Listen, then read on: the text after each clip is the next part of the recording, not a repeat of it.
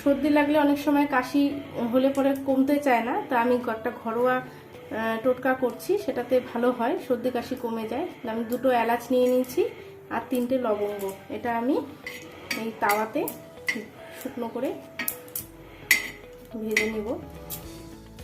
এই যে ঠিক এইভাবে একটু পুড়িয়ে নেবেন, তাহলে গুঁড়ো করা যাবে।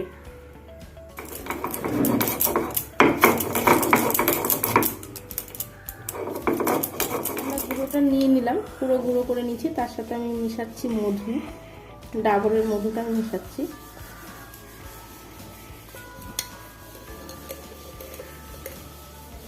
এটা বাচ্চারা অর্ধেক চামচ খাবে আর বড়রা গোটা চামচ, ফুল চামচটা। এটা বেশ ভালো করে মিশিয়ে